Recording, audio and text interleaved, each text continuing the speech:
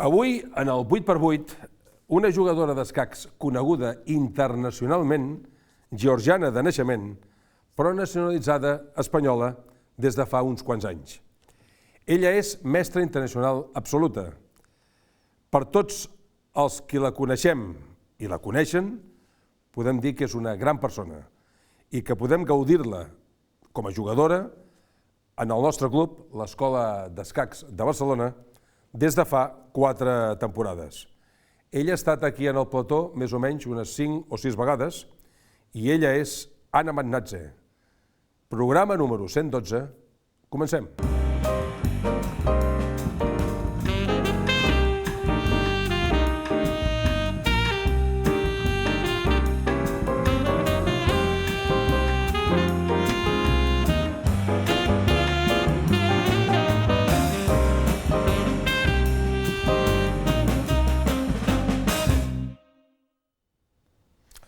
Hola Ana, buenas tardes, ¿qué tal? Hola, muy buena. ¿Cómo estás? Muy bien, gracias. Bienvenida otra vez, creo que, Muchas como he gracias. dicho en un principio, hace 5 o 6 veces que has venido, en tertulias y en clases y todo. Y las que hagan falta, me siento Muy muy a bien. gusto aquí. Nosotros también estamos pues, muy a gusto contigo. Oye, una cosa, antes de empezar de lo que nos vas a explicar hoy, me gustaría que hay mucha gente que aún no sabe, incluso gente de club y federados, me lo preguntan más la gente que son más... que no sabe tanto del mundo del ajedrez. ¿Cómo va este sistema de gran maestro, maestro internacional femenino, gran maestro internacional femenino? ¿Cuál es el máximo galardón? ¿Cuál es el que menos? Y si hay algunas normas que se tienen que hacer, o más o menos, o cómo funciona. Yo ya lo sé, pero me gustaría que lo dijeses tú para que se aclare la audiencia de la gente que nos está escuchando. Bueno, es más o menos como algo jerárquico, ¿no? Es como el gran maestro es lo máximo, ser un gran maestro es lo máximo, o sea, no existe gran maestro, super gran maestros o gran maestros menores o mayores, o sea, gran maestro es gran maestro absoluto y es lo máximo. Luego está el título del maestro internacional, y después viene el de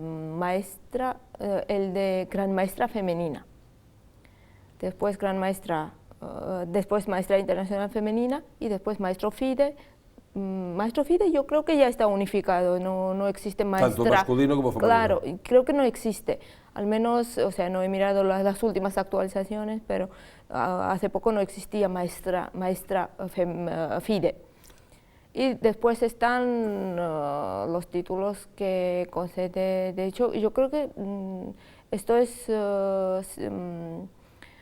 cada federación puede tener, por ejemplo, un maestro, como aquí, por ejemplo, maestro catalán o candidato a maestro y esas cosas. Pero hay normas para conseguir esto, porque claro, cuando uno dice gran maestro internacional femenino y luego hay el maestro internacional absoluto, supongo que debe ser más difícil conseguir el maestro internacional, por lógica, porque el gran maestro internacional femenino es menos. En este ranking que tú me has dicho está por debajo del maestro internacional. Pero, ¿qué es que hay que conseguir menos normas? Claro, lo que fácil, pasa, ¿no? todo es más, digamos, cómo suena, ¿no? Hay gente que le gusta mucho más que le digan gran maestra que maestro internacional, que aunque... tenga los 2 títulos, ¿no? Por ejemplo, yo tengo los 2 títulos, soy gran maestra y soy maestro internacional absoluta, ¿no?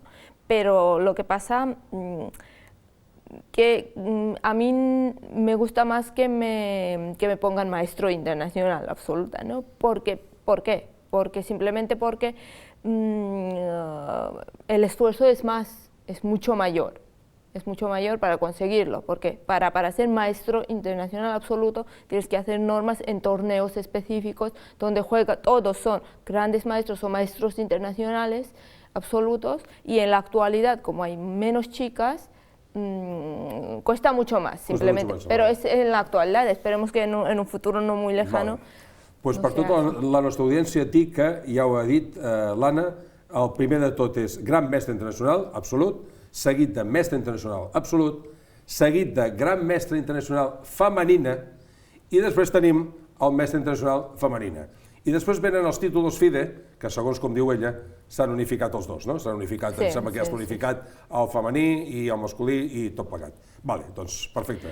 Por ejemplo, también existen torneos que no sé exactamente si este año sí, todavía existen, pero por ejemplo cuando yo era juvenil, sub-20 y esas cosas, si ganabas, aunque no tuvieras ningún título, o sea, o fueras candidato a maestro o maestro nacional o lo que fuera, si ganabas el campeonato mundial sub-20, te daban directamente el título de gran maestro o gran maestra.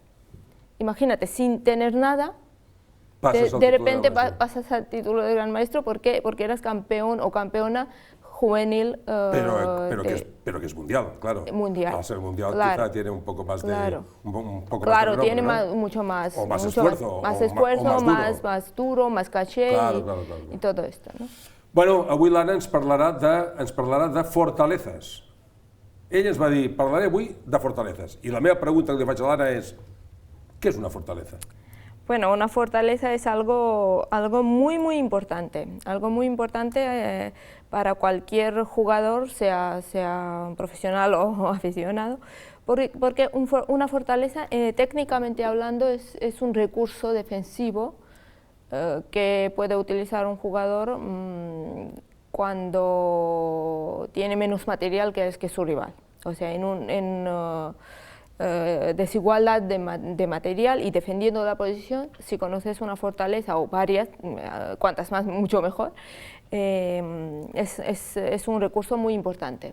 Te puede salvar muchas partidas. Yo misma he podido salvar muchas partidas y no salvar muchas, desgraciadamente, porque no conocía alguna fortaleza, no? Quan dius fortaleza, jo m'imagino que el bàndol dèbil, que és el bàndol que té que fer la fortaleza, que és el bàndol que va amb inferioritat de material comparant amb l'altre, m'imagino que totes les peces tenen que estar replegadetes, no?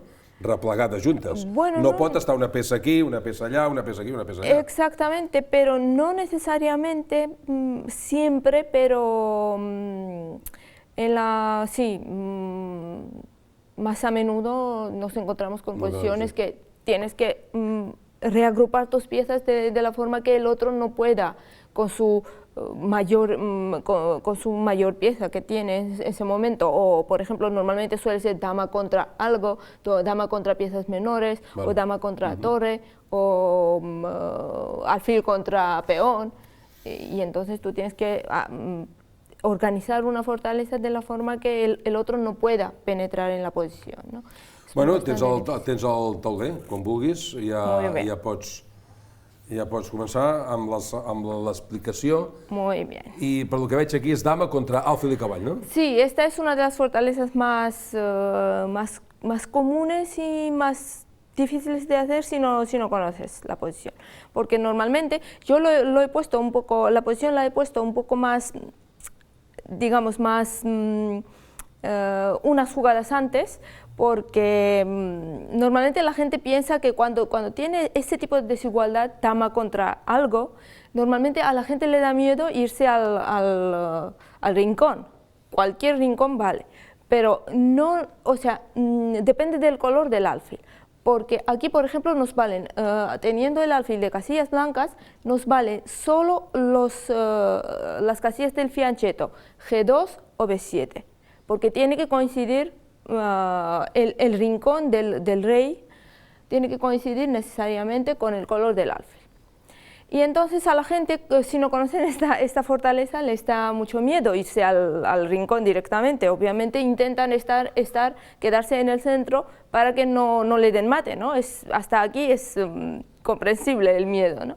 Pero en realidad no, en realidad tú tienes que ir directamente hacia el rincón de la casilla de tu alfil y intentar ponerte aquí el alfil al fianchetto y el rey. Bueno, puede estar en cualquier sitio porque tiene las tres casillas libres para circular. El caballo tiene que colocarse aquí y el alfil todo el rato estará defendiendo el caballo y el rey estará defendiendo al alfil. Una pregunta, si antes de empezar a hacer todo esto y llegar a esa posición, tenemos el caballo muy alejado, el alfil muy alejado, y el rey, ¿Puede llegar un momento en que puedas conseguir esta posición Claro, de juntarlo todo? ¿Sí? Tú tienes que intentar... Pero el otro también juega, la dama también juega, claro, y por es eso peligrosa, porque puede hacer jaques y historias, ¿no? Claro, por supuesto. Por eso hay que, dependiendo de la posición que te encuentres en el momento de empezar la fortaleza, porque, a ver, tú nunca quieres estar en ese tipo de desigualdad de piezas. Claro. Esto sale a través de algunos cambios o algún mal cálculo. Entonces, lo que va a pasar dependerá siempre después, o sea, dependerá siempre de los cambios después de los que tienes que conseguir esta fortaleza. Entonces tú tienes que calcular qué llega antes. Por ejemplo, si puedes colocar lo primero sería el alfil y el rey y después el caballo, ¿no? Porque dependiendo el caballo de dónde está, por ejemplo, si está por aquí cerca, ya puede estar seguro porque salta mucho más rápido, ¿no? El alfil supongo que la ventaja que tiene es que es una pieza que es de larga distancia. Claro. Y te puede ir de un sitio a otro. Claro, pero el caballo es más lento, claro. Claro, por supuesto, pero tienes que asegurarte de que está en la diagonal correcta, Claro. porque no te sirve estar en otro sitio porque simplemente no puedes dispersar las piezas de la forma que, por ejemplo, si tú estás aquí y él consigue ponerse aquí, te va a dificultar mucho el paso, pero aún así tú puedes hacer esto y irte directamente, pero corriendo, ¿no? Esa es la idea, ¿no? Porque a la gente que yo, por experiencia, he visto que a mucha gente le da miedo, que no conocen esta fortaleza, le da miedo irse al rincón. Y esto, además, conocerlo, aparte de que te da mucha más seguridad conocerlo y vas directamente y organizas la fortaleza y ya estás muy tranquilo, aparte de eso, a la hora de reclamar, por ejemplo, si quieres reclamar tablas, tú no puedes reclamar tablas antes de las 50 jugadas, obviamente, solo alegando que conoces la fortaleza, porque el árbitro, por ejemplo, tú estás reclamando y el árbitro te va a decir ¿por qué estás reclamando? ¿No? O sea, con el incremento no puedes reclamar, salvo que sean las 50 jugadas. Y entonces tú tienes que estar jugando así. Aunque se repita la posición, tú tienes que, bueno, repitiendo sí que puedes reclamar, pero siempre en rápidas o algo, en blitz, te pueden decir, a ver, ¿cómo es la fortaleza? ¿Cómo haces las tablas? Supongamos que esto es una partida lenta y entonces aquí se van jugando, se van anotando todas las jugadas y se van anotando. Bueno, entonces cuando has llegado a las 50 jugadas, ya estabas fijo. Sí. Pero ¿puede llegar un momento en que tu contrincante y tú sepáis que esto es tablas? Claro, por supuesto, sí. Si tú te pones en la fortaleza y ya, digamos, dejas claro que conoces muy bien la fortaleza y el otro no, a ver, 50 jugadas son muchas. Y se tenía que empezar a contar desde el minuto del último cambio, o sea, da igual si es de peón, de piezas, ¿no? Yo imagino que la parte del bando fuerte, que es el bando de la dama, lo normal sería que aguantase las 50 jugadas. Exacto. Aguantase las 50 jugadas para ver si te equivocas. Exacto. Para ver si te equivocas y entonces es lo normal, supongo. Exacto, ¿no? Pero el otro va a intentar ganarte con todas sus fuerzas porque obviamente el otro, además la tarea de él es mucho más fácil. Y si él ve que tú tienes miedo de meterte en el rincón y tú te estás resistiendo a estar aquí y bueno, estás saltando con el caballo, tampoco es tan fácil entrar con la dama, ¿no? Pero al final, por ejemplo, en las diagonales que no pertenecen al mismo color del alfil, ya el otro se da cuenta si conoces o no la fortaleza. Sí. Y si tú te vas directamente, o sea, no tardas nada, te colocas aquí y ya estás moviendo el rey, el otro estoy segura de que si no es que quiere ganarte a toda costa, y ya no podrá ganarte a toda costa porque tú conoces la fortaleza. Si haces esto, está claro que conoces la fortaleza, las tablas serán mucho más rápidas, el otro también, o sea, no va a jugar hasta las 50 jugadas. ¿Y el plan de las blancas aquí, que es el bando débil? Nada, no mover ni el alfil ni el caballo y estar moviendo el rey en estas tres casillas. en esas tres casillas. Te hagan jaque por donde te hagan, o te hagan jaque claro, o lo que sea, siempre tienes siempre un espacio. moverte aquí. Siempre y tienes un espacio. Y una cosa muy importante, que ¿por qué esto es una fortaleza? ¿No? ¿Por qué no puede, bueno, te está haciendo jaques, pero te puede hacer una jugada de espera, ¿no? En algún momento. Sí. La clave es que estés donde estés con el rey, o sea, no hace falta irse arriba, ni nada, o sea, tiene que estar aquí. El rey no se puede acercar, por ejemplo, te ha hecho algún jaque así, tú te has metido aquí, y por mucho que él se acerque con el rey, no puede pasar. O sea, a partir, solo tiene esto.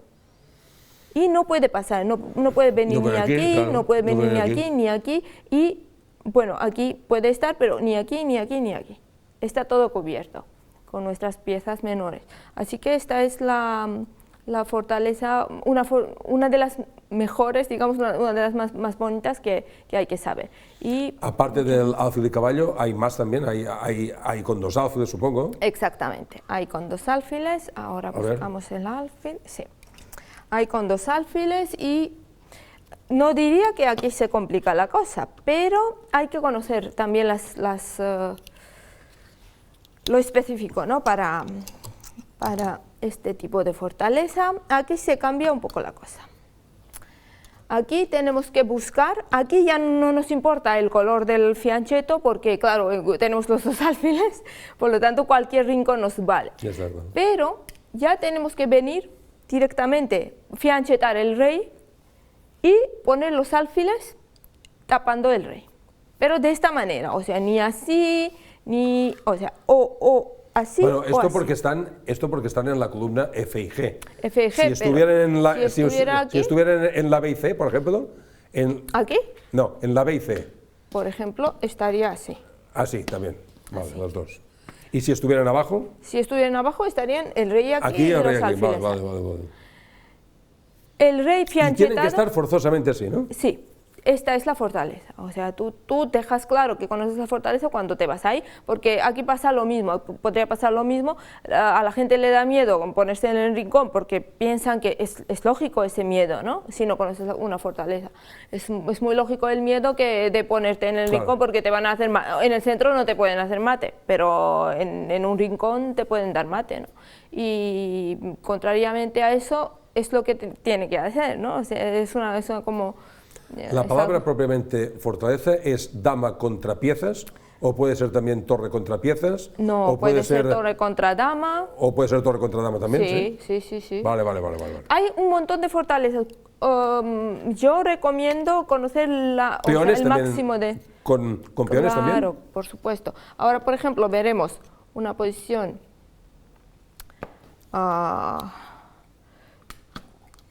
con torre y dama contra torre. Sí. Y ahí sí que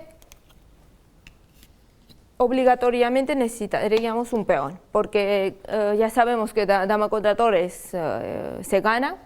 Es muy complicado, bueno, no es muy complicado, pero hay que saber cómo ganar, pero se gana. Para los espectadores que nos están viendo y tal, decir que si es dama contra torre, sin peones, lo normal y lo bueno para el bando débil, que es el bando de rey y torre, es que estén juntitos, ¿no? Sí. Es que estén juntitos. Sí, que estén juntitos porque cuando se separan siempre hay peligros del doble. Del doble, exacto. Pero aquí tienes que confiar en que el contrario no sabe ganar, no sepa ganar, ¿no? Y bueno, pero para armar una fortaleza en esa posición necesariamente necesitamos un peón que defienda todo el rato a la torre.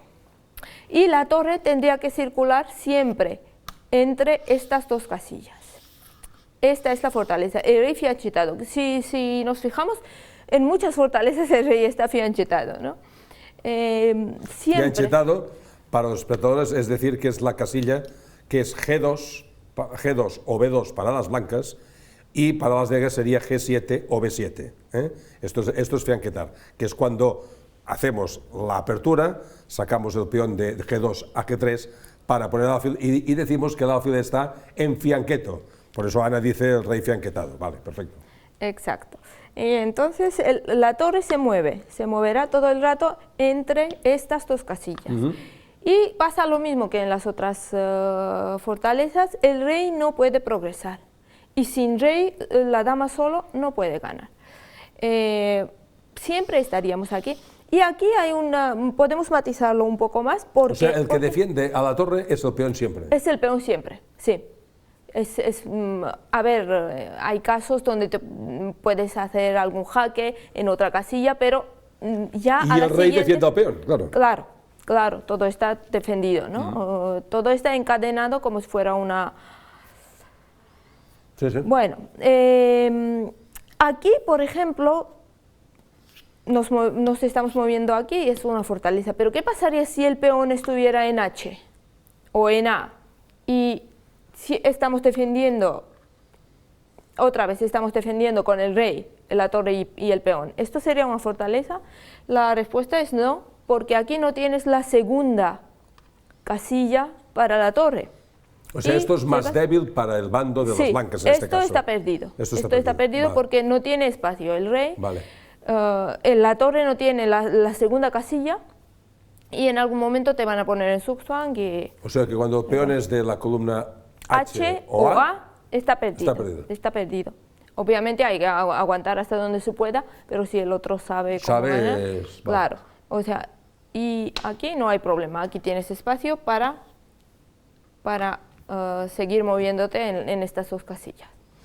Aquí si, por también, ejemplo, te hicieran jaque, si por ejemplo, ahora en esa posición, por ejemplo. Sí, por ejemplo, podría estar en cualquier sitio, aquí y te hacen jaque. Nada de mover el peón no se mueve. No se mueve el peón. Tapas con la torre. Tapas con la torre, tampoco, porque sería complicarse la vida. Ahora el rey podría venir, tienes que mover obligatoriamente el rey, te echan para... O sea, entonces mueves al rey. Puedes arreglar después la posición, pero te sería más complicado. Y otra cosa psicológica que dejaría claro que no conoces la fortaleza, porque si conoces la fortaleza no harías esto. Y entonces ahora has de mover el rey. Has de mover el rey aquí, por Tanto ejemplo. da que sea en F1 que en G1 que No, en F1 no es muy recomendable porque otra vez te dejas claro que no conoces la fortaleza y te va a hacer este jaque, te va a echar. Por tanto en G1, ¿eh? En algún momento se arregla si el rey está lejos y tal, pero es un dolor de cabeza, ¿no? ¿Para qué? O sea, lo más importante es dejar claro que conoces la fortaleza y no arriesgar tu fortaleza, digamos, ¿no? Entonces sería lo más lógico moverlo aquí. ¿Y si te hacen jaque en E1? Sí, otra vez te vas aquí. Tiras para arriba. Otra vez te vas aquí. Tiras para arriba, vale. Otra vez te vas aquí. ¿Y si ahora acercan el rey? Si ahora acercan el rey, aquí no podría porque ya le harías el doble. Tendría que mover la dama, bueno, podría estar en otro sitio, ¿no? Pero si ahora acerca el rey, tú das este jaque y cuando se acerca el rey, otra vez te vuelves aquí. Vuelves aquí. Sí, pues es interesante esto, ¿eh? Es muy interesante.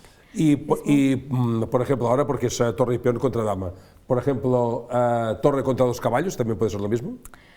No, ¿Hay fortalezas torre contra dos contra caballo y peón, por ejemplo? Caballo y peón. Bueno, hay fortalezas, pero ahí depende mucho de la posición y la situación del peón.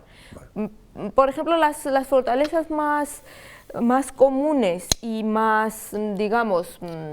¿Hay un caso entre peones y teniendo un alfil de más? Claro, esto es exactamente lo que es mucho más común y mucho más conocido, ¿no? Para el público. Claro. Dependiendo del color del alfil y las casillas del alfil, serían o no tablas, ¿no? El alfil tendría que ser, en este tipo de posición, el alfil tendría que ser del color de casillas blancas para ser una fortaleza, porque el peón corona en la casilla contraria.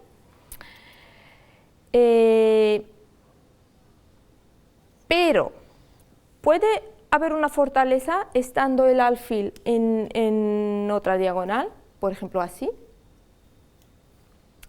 Esta es la pregunta, ¿no? ¿Cómo podríamos hacer una fortaleza aquí?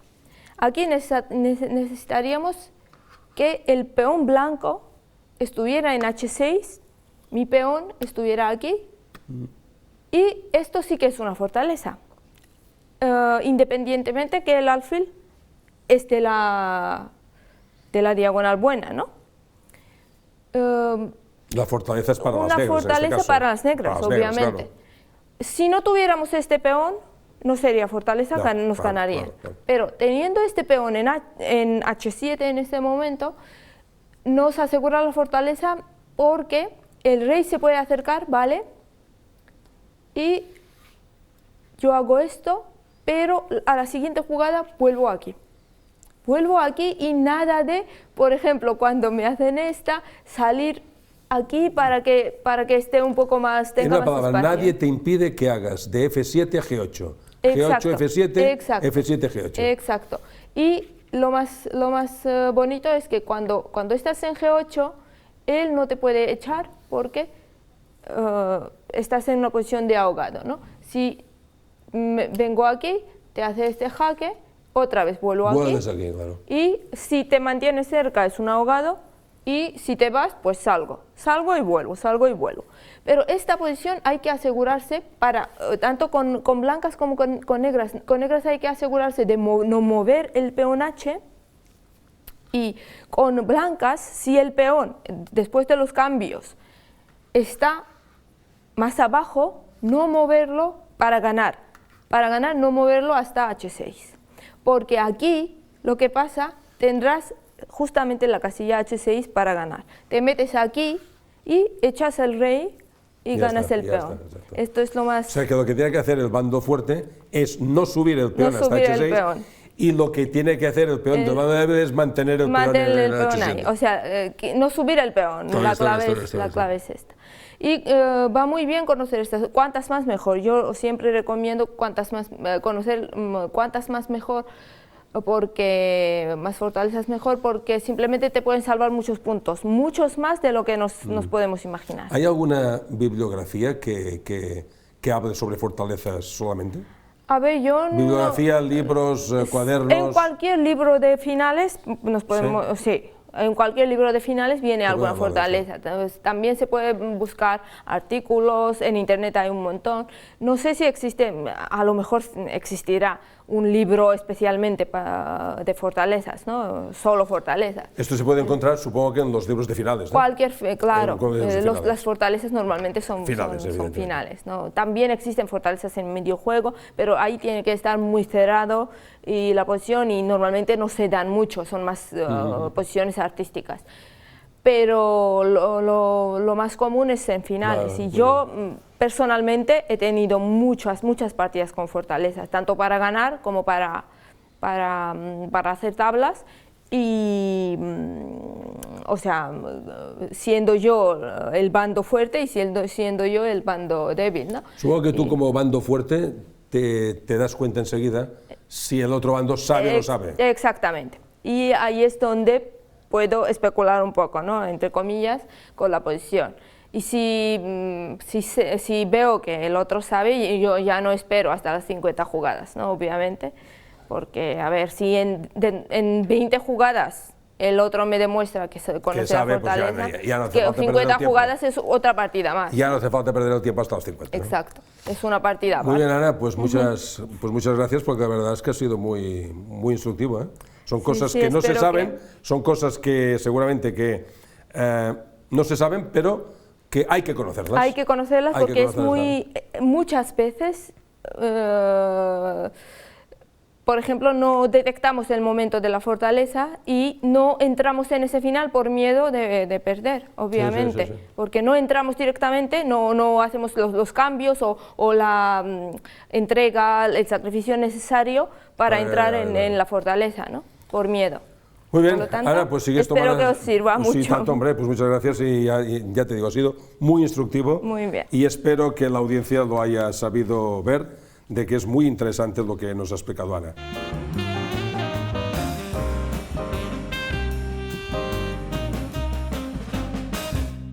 Ja saps que ara fem allò de faig una petita crítica. Muy bien. Suposo que ho saps. Siempre que sea constructiva, bienvenida, ¿no? A veces es constructiva y a veces es crítica solamente. Bé, jo només em donaré una pinzellada només a lo que us vaig parlar fa uns quants dies. Us en recordeu d'aquell diploma que ens donaven a nosaltres? Veieu aquí que és un certificat que ens donen a les entitats com estem homologades dins del... estem homologades per l'Ajuntament de Barcelona per poder donar subvencions a les famílies amb pocs recursos que vulguin fer una activitat extraescolar. Bé, doncs aquest diploma que ens van donar, que jo vaig ser crític amb el diploma perquè no feia falta, suposo que amb un certificat n'hi ha més que suficient, ja vaig parlar que els diplomes es donen per mèrits esportius o mèrits acadèmics, no per un certificat. Bé, jo, només per fer una pinzellada, em vaig dedicar a veure aquest atleta, veieu aquest atleta d'aquí? Veieu aquest atleta d'aquí? Bé, doncs aquest atleta està format per tots els esports que hi ha, tots els esports que hi ha, vull dir que hi ha bàdminton, hi ha futbol, hi ha ciclisme, hi ha halterofília, hi ha bolos, hi ha aixecament de pes, hi ha tal, però els escacs no hi són. No hi són. Els hi costava tant posar aquí una peça d'escacs dintre de l'atleta aquest? Això és una... Vosaltres em direu, bueno, si això és una xorrada. No, ja ho sé que és una xorrada, ja ho sé, però és que ni amb el certificat aquest, que no ens posen ni cap res d'escacs, ni una peça, ni un alfil, ni un cavall. Bueno, és un altre més dels que hi ha, d'acord? Amb això tanco el tema, però perquè veieu que quan ens donen coses és que ni aquí està posat, és que això és increïble, Això és increïble. Una altra cosa que sí que us volia dir és que jo recordo que en l'última assemblea de la federació, jo no hi vaig anar-hi, me'n recordo que el meu amic Manel i alguns altres més amics que tinc van anar i em van comentar que a les últimes jornades de la Lliga Catalana a la fase final donarien uns premis en efectiu depenent si la partida la guanyaves o no. Perquè ja sabem que el títol de campió de Catalunya només és per l'orgull de ser campió, però no serveix per res, perquè no hi ha res retroactiu que se'ns torni per ser campió de Catalunya, cosa que jo crec que tindria que ser així. Algú tindríem que tenir, no solament una copa, sinó que alguna més. Bé, doncs es va dir això, es va dir que ens donarien aquests i tal. Però clar, quina és la trampa? La trampa és que ens diuen que ens donaran això, aquests imports de no sé quin tant era per partida, sempre i quan trobin sponsorització, trobin un sponsor per la Lliga Catalana. Home, aviam, això és apostar sobre segur, això és el mateix que ens diguin no ho farem perquè no ens convenç la idea i punto, però dir que ens donaran aquest import si troben sponsor és el mateix que dir-nos que no, perquè no ho sabeu que no trobareu sponsor, que no ho sabeu, que això és difícil aquí de vendre. Què passa? Que vau quedar molt bé, els de la federació vau quedar molt bé dient això, perquè dius, mira, tenen una bona voluntat, tenen bona voluntat. No, home, per això s'ha apostat sobre segur, que no som tontos, home, això s'hagués pogut dir d'una altra manera, baix el vostre pressupost que hi ha de la federació durant tot l'any, destinar una partida a la fase final, això em sembla correcte, això sí que seria bona voluntat, però dir que no es pot donar fins que no trobem sponsor, com poder dir, bueno, és que l'esponsor el trobarem. No el trobarem, l'esponsor, hombre. Això és el mateix que dir-nos que no.